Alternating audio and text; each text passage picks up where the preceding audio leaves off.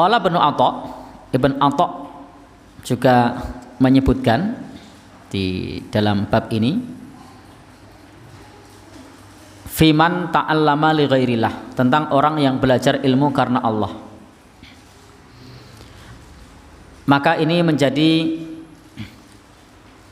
sebab yang disebutkan oleh penulis kitab ini, seperti apa istilahnya, beliau mengutip hadis Nabi, dia membawa manfaat untuk orang lain, tetapi manfaat itu sifatnya hanya manfaat dunia.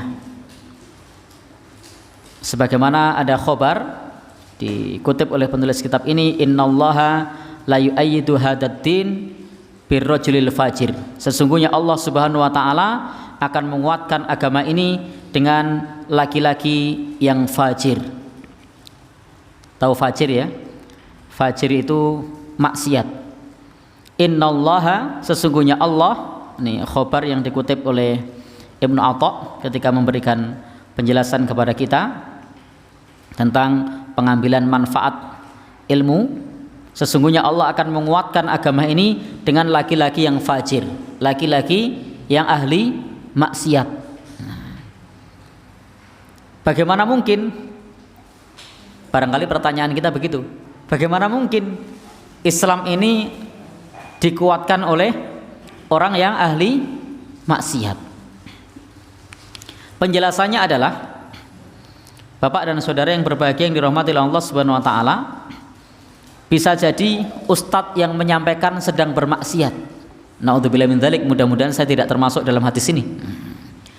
Jadi ustadz yang sedang menyampaikannya sedang bermaksiat. Untuk apa? Ingin popularitas, ingin dianggap sebagai orang pinter, bukan dukun ya. Ingin dianggap sebagai orang yang alim. Jadi niatnya sudah keliru, ingin terpilih menjadi apa? Pejabat dan seterusnya misalnya. Karena itu termasuk bentuk maksiat. Maka di khobar ini disebutkan Allah akan menguatkan agama ini dengan orang yang maksiat. Karena bisa jadi orang tadi yang punya popularitas, dia bisa menguatkan umat, memberikan motivasi, punya pengikut yang banyak, punya manfaat yang banyak, menyadarkan orang banyak, tapi dirinya sendiri niatnya keliru. Maka niat yang keliru itulah yang disebut sebagai seorang yang maksiat. Maka ilmu itu apakah bermanfaat? Betul, bermanfaat untuk orang banyak, tetapi dirinya sendiri sedang bermaksiat. Maka ketika menyampaikan ilmu itu sedang bermaksiat, ketika berceramah itu sedang bermaksiat. Naudzubillahi min dzalik. Karena salah di dalam menata hati, tidak diniatkan lillahi subhanahu wa ta'ala. Maka ini menjadi peringatan bagi kita semua, jangan sampai kita terjatuh di dalam hal yang semacam ini. Dari awal ketika kita mengajarkan ilmu agama, betul-betul harus kita niatkan lillahi subhanahu wa ta'ala. Kalau ternyata awalnya sudah keliru, maka kita benahi di tengah-tengah. Saya jadi ingat pernyataan Imam Ibnu Hajar al-Asqalani, beliau menyebutkan bahwa niat itu bisa diperbaiki. Kalau niatnya awal sudah keliru, maka hendaknya di tengah ditata ulang. Kalau di awal sudah benar, kok di tengah keliru, maka ini akan mengurangi pahalanya.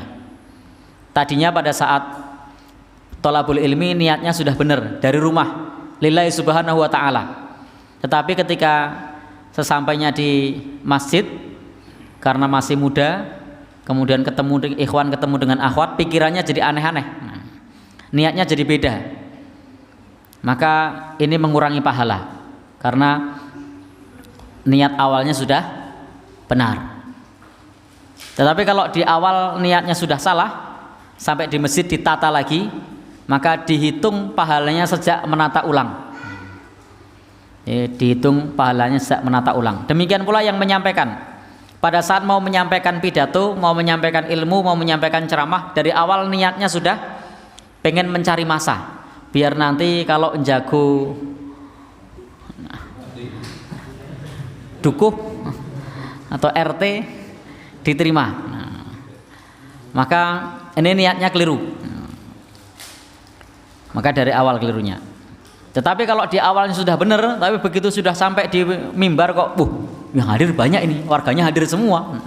Lalu kemudian timbul niat, timbul melenceng niatnya, biar dia terpilih sebagai calon yang dimaksud tadi, maka ini mengurangi pahalanya karena timbulnya di tengah. Yang dihitung hanya di awal sampai tengah, yang tengah berikutnya sudah hilang. Maka penting bagi kita untuk memperhatikan khobar ini. Sesungguhnya Allah akan menguatkan agama ini dengan laki-laki yang bermaksiat. Jadi dia bermaksiat kepada Allah pada saat rekrutmen jamaah, pada saat menyampaikan orasi, memang semuanya bisa tergerak, masyarakatnya terbius, tersihir, tapi untuk perkara yang baik. Sudah benar sebenarnya, prosesnya benar, orangnya juga melakukan hal yang benar, tetapi orang yang menyampaikannya niatnya salah. Maka ini penting bagi kita untuk bisa berhati-hati. Maka di dalam masalah ini diumpamakan seperti orang yang membawa seorang istilahnya, dia menyampaikan ilmu, ilmunya ini benar, ilmunya ini berharga, tetapi dia sendiri yang menyampaikan ilmu itu dalam keadaan keliru. Seperti orang yang mengangkat tandu, yang tandu tersebut dipikul, mikulnya tandu benar, di sana ada seorang putri yang putrinya istilahnya punya kedudukan bangsawan, dipikul. Yang mikul-mikul ini biasanya kalau di masa lalu adalah mereka para budak, para hamba sahaya. Sementara yang dipikul adalah perempuan cantik, perempuan yang terhormat, yang perhiasannya macam-macam. Apakah nanti akan sampai putrinya? Iya, sampai. Tapi sekali lagi yang memikul kedudukannya tetap sebagai budak. Tetap sebagai budak. Kenapa? Karena tadi ini hanya sebuah perumpamaan, pentingnya niat. Maka sebagai seorang yang mengajarkan ilmu, entah itu ngajar TPA atau taklim atau tausiah atau membacakan hadis dan seterusnya, harus kita tata niat kita untuk Allah Subhanahu wa taala, bukan untuk yang lainnya.